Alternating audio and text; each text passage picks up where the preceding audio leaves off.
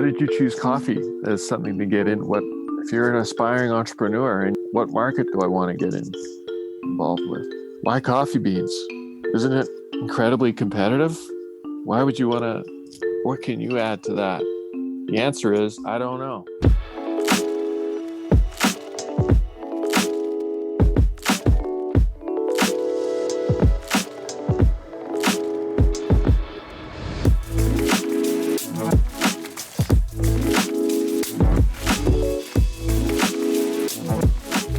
Greetings. This is episode number 24 of the Rose Bros podcast, where the idea is to share insights from other entrepreneurs, athletes, and cool people in general, all the while enjoying some Rose Bros coffee. This episode, we are joined by James Rose, aspiring writer and co-founder of Rose Bros Coffee. We took a slightly different approach to this show as Jimmy and I sat down to tell the story of Rose Bros Coffee, Jimmy's writing career, business inspirations including Charlie Munger and Chuck Feeney, qualifying for the Boston Marathon, and a bunch more. Jimmy has had a varied career thus far, including writing for major news outlets such as the Financial Post, Aspen Daily News, and the BOEreport.com. And as mentioned above, he was also a co-founder of Rose Bros Coffee. Jimmy's most recent work is his new novel titled Chung Piece, which tells the story of Meko Torres, a roving freelance journalist in the twilight of his 20s with a lust for romance, art, skiing, and the natural world. When Meko moves to Aspen from Taos, New Mexico, he's soon immersed in a reporting story about an opaque charitable foundation with dubious intentions. Chung Piece is now available online at jamesrosewrites.com, Amazon, Audible, Barnes & Noble, Walmart, Kobo, Apple Books, and a bunch of other places. It was a great episode, and I hope you enjoyed it as much as we did.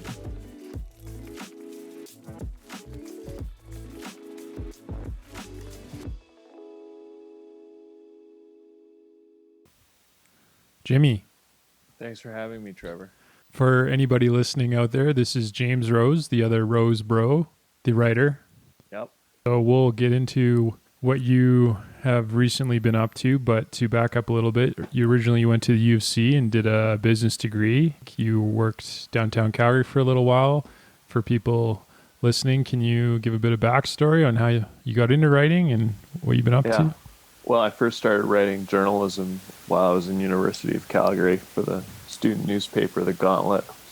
And it was like little sports stories about the women's volleyball team, and I remember writing about the NBA lockout, just getting my foot in the door. I remember deciding then that I wanted to actually give writing a real shot. And back then it was just me thinking journalism, because the writers I was reading then were journalists, and they were writing these fantastic narratives, and I thought that was just so cool. It was so true stories, told with characters and dialogue and scenes and all that kind of stuff. It just really inspired me. And so it all started, I think, second or third year. And then I finished my degree abroad. So I didn't do any writing my final semester. I was in Singapore. And I didn't do anything really when I came back to Canada that spring, summer. But then I really started getting involved with writing thereafter, and I soon landed a job with the BOE Report. I was the editor there for 4 years, which was the BOE Report is an oil and gas news and information website. On the side, I was also doing a lot of freelance writing for magazines and newspapers, and that was how I never went to journalism school. A lot of people who go into journalism do that, and I never did that. That's kind of how I got into it. So would you call yourself a professional writer these days? Yeah, I'm comfortable saying that. I mean, it's kind of an odd thing to say that, yeah, I would definitely. And along the way, you were a co-founder of Rose Bros Coffee, by the way, which is still going strong. Since then, you've stepped back a little bit. But for people wondering who the other Rose Bro is, this is James. Let's get into how Rose Bros started, Jimmy. As the fellow Rose Bro, let's tell the story of how it started. I think it all began when you and I began roasting coffee on a popcorn roaster in our apartment in Kensington. Let's tell the story. What do you remember? Here's how I remember it starting. We were living together. You bought the green beans. Yeah. Before that, we were living together in the apartment. 2-bed apartment, Sunnyside, 10th Street, Calgary, Northwest. Yeah. And I mean, we bought the roaster on Amazon. No, it wasn't even Amazon, dude. I've forgotten.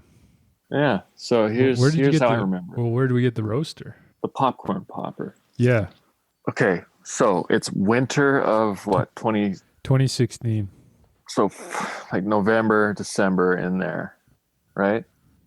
And remember Jerry's Stolen Church? Remember? We were drinking that stuff. We were living together. I was coming back and forth to Invermere because I was coaching Team Panorama. And I don't know how it even occurred to me to think that it was really just like, because you know me, I like just making shit in the kitchen, right? I'm interested in baking bread and all that kind of stuff. And it occurred to me, I think you too, that it was really a simple process. You just need heat to roast coffee beans. Like to think that it was anything more complicated than what it really is. Like that was the big kind of moment where it's like, oh, this is really simple. Yeah, well, and I also don't think it was necessarily a business idea to begin with either. It was just kind of something that would be fun. Yeah, exactly. That's a huge part of it. There was no intention, and both waist deep and knee deep in the oil patch at the time. Yeah, and I think we were fortunate to have so easily available to us beans that could be purchased to be roasted, right? Because it was just a walk down the street to the roastery. Shout out to the roastery. 10th Street, the roastery, where Lek, the owner, so for the listeners, the roastery in Calgary is one of these old, just funky, quirky, lots of character. They do like Fellini screenings during the week, black and white on the projector, right? Just a lot of cult following, it seems like. Yeah, it's just very, very much reflection of Kensington. It's been there for like 30 years, I think, too. Yeah. So you went there and you asked them for green beans, basically. Well, they roast their beans there, right? Yeah. They roast that's part of their shtick, is that they roast the beans in the cafe, so you can see it, you can smell it, you can feel like the heat and all that. Yeah, you can smell it on the street. Yeah, they have burlap sacks full of green beans behind the counter. And I remember asking Lek if he'd, sell me some. Just innocently, he said, sure. So sold maybe a pound of whatever, green beans. Mm-hmm. And then we bought on eBay. Came from Victoria. Some guy in Victoria. That old popcorn popper. I still have that, by the way. Yeah. And we just put the beans in the popper, turned it on. And a little while later, we had coffee beans in the apartment. Freshly roasted, very aromatic. I mean, never once did we get complaints from neighbors, which startled, I don't know how that never became an issue. Remember we got lightheaded from all that. Oh yeah, I don't think it's healthy. I'm pretty sure it's not healthy to do that. So strong, and just I had to clear out of there for a while before I could return to the apartment. It's just so trendy, so chic, roasting coffee in your Kensington apartment. Yeah, hipsters. It's like, of course you live in Kensington. Yeah. You're doing that. Yeah, but so that's how it all started. And then we were just buying bags from Lek as well. Yeah, we were craft bags. Did you tell him that we were starting a business, or was it just undescribed? Yeah, that's pretty good. But it was just Lek and the roastery people. Without them, I don't think we've gotten to the stage where. Yeah. So they were. It's really good of them. Fun, starting a competitor. Well, I don't think because they're a cafe, right? Yeah, they're not really targeting the shelves. Yeah, you can't buy their beans in a grocery store. Yeah. So I don't know if Lek felt, but he's just a nice guy anyways. Yeah. So I don't know. So that's how it all started. And then. What was the first grocery store? AG Valley Foods? AG and Invermere. Shout out to AG Valley Foods. Sydney Amp Order.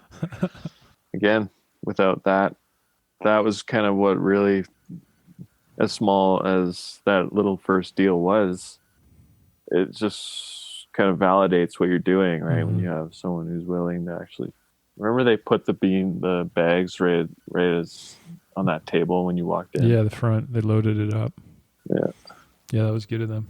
We had like 7 different roasts then, Tanzania, all kinds of just, there was no like cohesion. India. No, I remember there was India. Yeah, the India roast, beans from India. The names were totally different too. There was American Beauty. Yeah, because that was a blend. Yeah.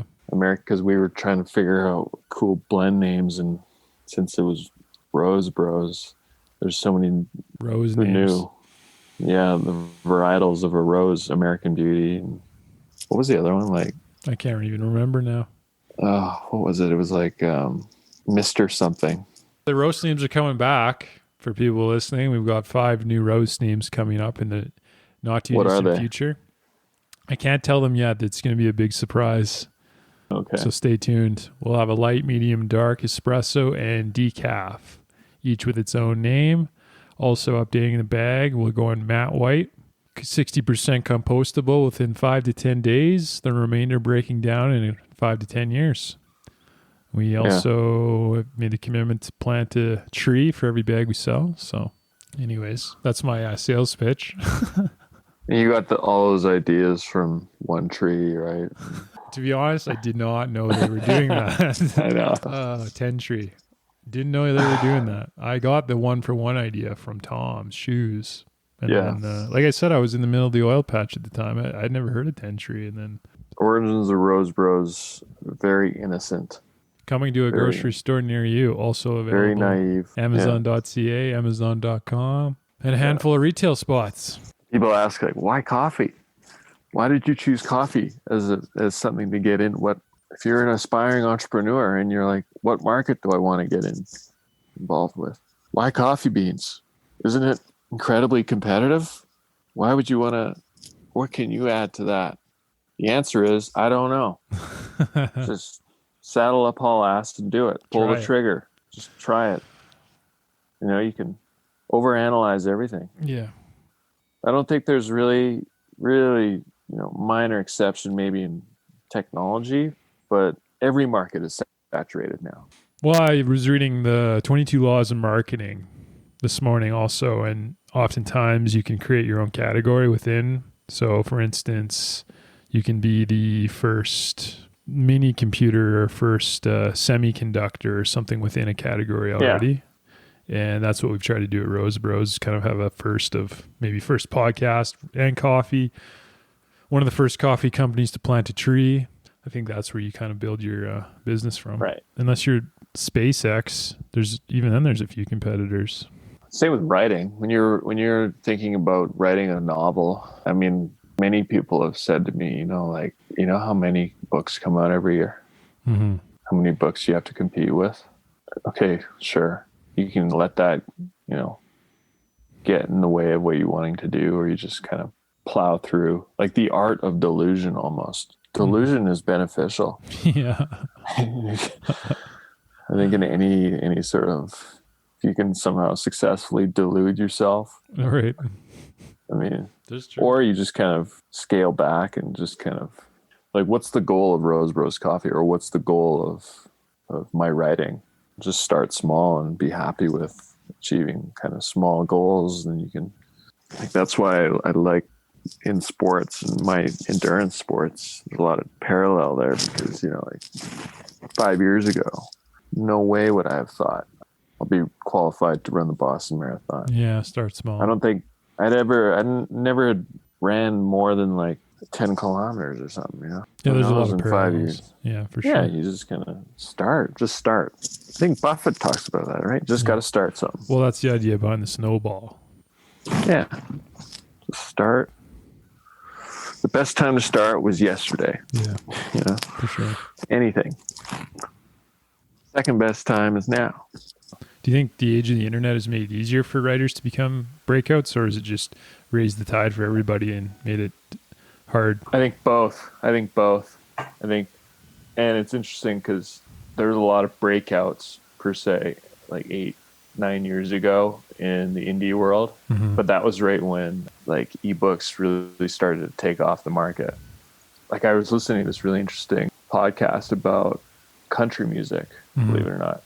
And they were talking about how in the time when it was like the late 50s, 60s, Johnny Cash and Elvis and all those guys, the rate of growth of the country music genre across the US, Yeah. it went from like something like 2 or 3 radio stations playing it. Yeah. And then in 15 years, there was like 50. Yeah. So those artists at that time kind of Caught the wave. Yeah. And I think there's a lot of that has already happened in the ebook world and indie world. Mm-hmm. But maybe there's more growth. Who knows? I hope so, you know. So if you can try and catch the wave at some point, maybe it's not even necessarily about your talents. It's more about being in the right place at the right time. I think, yeah, that's the other question. To what degree, if your writing is at a certain base level, anything past that, it's really just about, for lack of a better term, business decisions on how you promote your work and all that kind of stuff, right? So, do you think that there are other ways to promote your work? For instance, something like YouTube or TikTok or those other digital platforms, would that help a writer? I don't see why it would hurt. Have you thought about doing that? I do have a TikTok account actually, but there's nothing on it. The only thing on there right now is a video of my dog. Same with YouTube. I mean, there's, I think, plenty of authors already that use those platforms to promote and just talk and engage with their audience, right? Yeah. Do you think you'll try and find an agent? I mean, yeah, absolutely. I'm not going to, again, it's one of those things where I'm not going to choose to not because I think it would be detrimental. Yeah. But I've come to the conclusion where I don't feel like it is something that if I don't have one, it's the end of the, like, there's just a non-starter on a career as a writer, you know? Okay. I think it's really exciting to think that with what's available to independent authors right now, we can do so much to build our own audience. Yeah. And then that just makes meeting with an agent, like, because then you have something to bring to them, right? Yeah. You have your own sort of leverage, right? And then they can bring that to a publisher that they shop to work, your work at. I was reading an interesting article yesterday called 1,000 True Fans. And the idea is that if you have 1,000 true fans and you charge enough for your product, those 1,000 true fans will purchase whatever you do, no matter what, and should be enough to finance your lifestyle. And in the age of the internet, you can reach those 1,000 people a lot easier. There's 6 billion people on Earth. So there's odds are 1,000 people on Earth are probably, if you can reach them, are going to be fans of your stuff no matter what. But a lot of times people supplement that with a literary agent or something like that. I would definitely subscribe to that idea. I think that's really cool and makes sense to me. Trick is you got to build those 1,000 true fans or build your audience to the point where those people come in.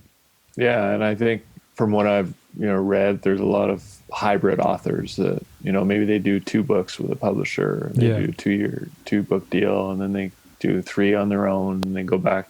You're also an athlete. You're a triathlete. You recently qualified for the Boston Marathon. That got delayed this year, obviously. What's in the future for your marathon career? I'm hoping that what they did is they initially postponed the Boston Marathon to September. Originally it was April 20th, and then they let everyone who's registered do that race. But they've since canceled it altogether. And for the 2021 edition, I think they're hopeful that it happens in April again. But you have to go through that whole qualifying window again. Theoretically, I should still qualify because there's no marathons being run right now. So it's like no one can get a better time based on their 2020 time. It's kind of confusing, but my hope is to do 2021 Boston Marathon. That's cool. How'd you get into marathons and whatnot? Why marathons? it all started with wanting to do the Invermere triathlon, the Heart of the Rockies. My foray into endurance sports. Before that, I never did. That was like about 5 years ago. Just doing that triathlon, which is Olympic distance, so 1.5K swim, 40K road ride, and then 10K run. To me, at that time, seemed just couldn't do it. It was like how am I going to be able to do this? But I registered and I just trained and figured it out. And once you do that, you kind of set new goals, and eventually, you think, oh, maybe I can run a marathon. Mm-hmm. And then you do one and you think, oh, maybe I should try and qualify for the big ones. And that was the kind of the progression. It's just always setting new goals in that world. So in 2019 is when I ran the California International Marathon, which was the one that qualified me for the 2020 Boston Marathon. Do you think that having sports and whatnot has really helped you as a writer in your career and whatnot? Is it a balance for yourself, or sort of a meditation, if you will? Definitely. I mean, I can't emphasize that enough. Not just exercise, but having goals set in exercise activities for me is huge. Yeah, for sure. Goalposts, something to work toward. I need that for me. And I can draw parallels to training up for a marathon to writing a novel, right? Every day it's 2,000 words or something like that.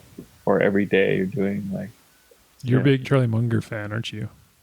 He's I mean, how can you argue against what someone like he's saying? But I get annoyed, or not annoyed, just preachy. These guys are the smartest guys in the universe. Yeah. If you were to listen to them, like, they're so fucking smart. He takes pride in that. I read he models himself after Cicero, who took pride and considered it a moral obligation to preach good values. No, I get and I appreciate that. It's just, for me, I just kind of get tired of, like, who are you? Like that kind of thing, right? Mm-hmm. He's obviously, those guys are brilliant. It's true, but I like my all-time favorite business book is an autobiography. I've read it cover to cover countless times, and that's the story of Chuck Feeney, the billionaire who wasn't. Yeah, that I Why? recommend that story to. I don't know. It came into my life at a time when I was really, that story really helped me, almost. Why? It's just super interesting. He's just someone who. He became a billionaire. Give the premise of the story. According to his biography, born in the Depression, 1930s New Jersey, Elizabeth, New Jersey, which Irish American neighborhood, and pretty middle class. From nothing. Yeah. Oh, middle class, I think, would be generous. Yeah. And he came from nothing. I don't think any of his parents, he was the first one to go to college. Mm-hmm. And he was able to go to college because he went into the military. There was the GI Bill back then. He went to Korea. When he came back, they paid for his education, and he kind of on a whim applied to Cornell, Ivy League, and he got in. When he was done that, he paid for living expenses. He started a business selling sandwiches. He's a sandwich man on campus. And then he went to Europe after that, and it was in the nascent days of duty free, and he just got this job.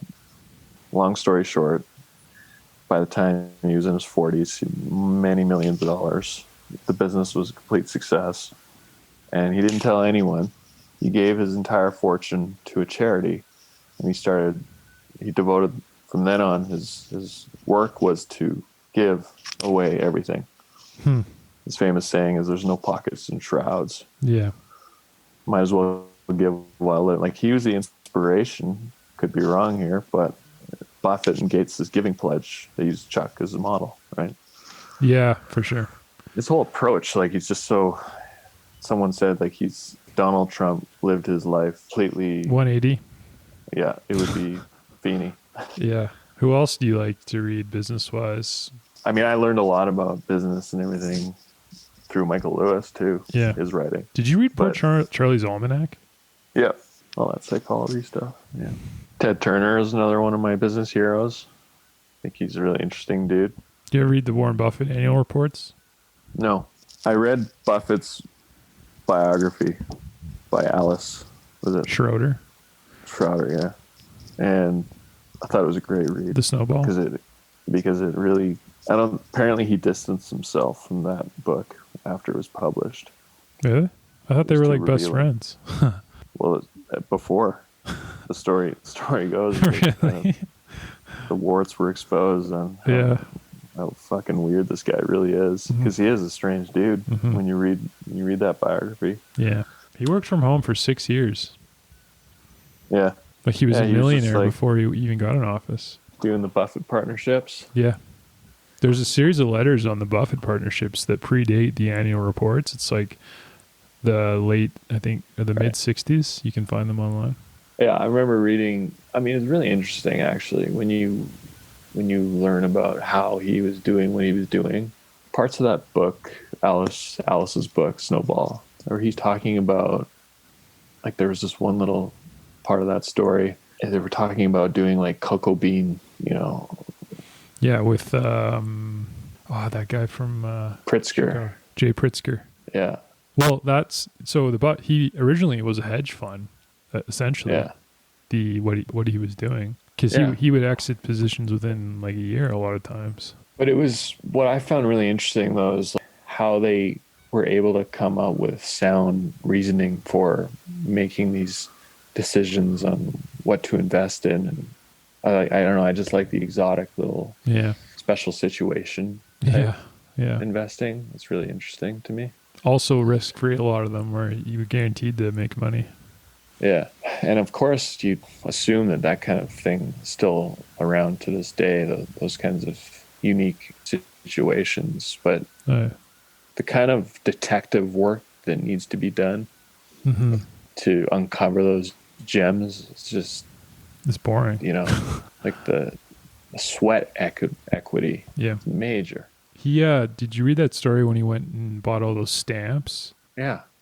Like he drove out, he would drive out to these rural communities or something and buy all these stamps up because he knew they were going out of print. Yeah, exactly. Like, it's just so much work. Well, not work. The work's fine. It's just, I don't know, boring.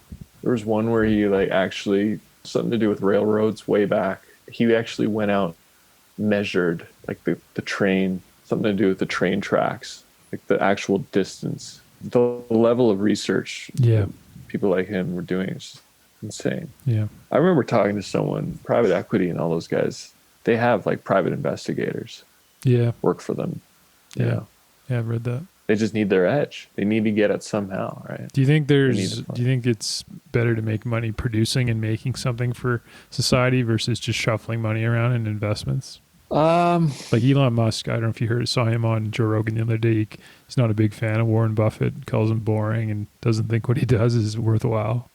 Yeah, I think I understand where Elon would be coming from when saying something like that, but I also think that the people who gave Buffett their savings are now millionaires and billionaires. Everyone has their own clients, right? And if you can make your own clients or your customers or whatever happy, isn't that enough? Whatever that, if you're a musician, you want to write a song that pleases someone, right? And if you've done that, then you've accomplished what your task is. Or if you're a writer and you write something that, if you achieve your goals as a writer or as an investor or as a technologist, isn't that kind of the whole, at the end of the day, isn't that what counts? I don't know. Yeah. Well, Jimmy, it's been great talking to you. I think we'll wrap it up there. And it's a great intro into the writing world of James Rose and a little business talk. If there's anything you want to leave with us, go ahead. Well, if people want to check out my writing, they can go to my website, jamesrosewrites.com. That's where they can find Chung Piece and some of my journalism that I've collected there as well. And aside from that, ahead, I have another book coming out in the next month or two. It's a book that's 3 novellas bundled together in one book. All the stories are set in California. In the fall, I'll have another proper novel to be released as well. So appreciate it. We'll have to sit down again and talk business. All right. Thanks, Trevor. Hey, everyone. Thanks for listening. Hopefully you enjoyed the show. If you liked what you heard, head over to rosebros.ca where we will have upcoming episodes. You can also find our coffee and chocolate there, where we plant one tree for every bag or bar sold through our partnership with One Tree Planted, a non-for-profit organization focused on global reforestation. Otherwise, until next time, happy coffee drinking.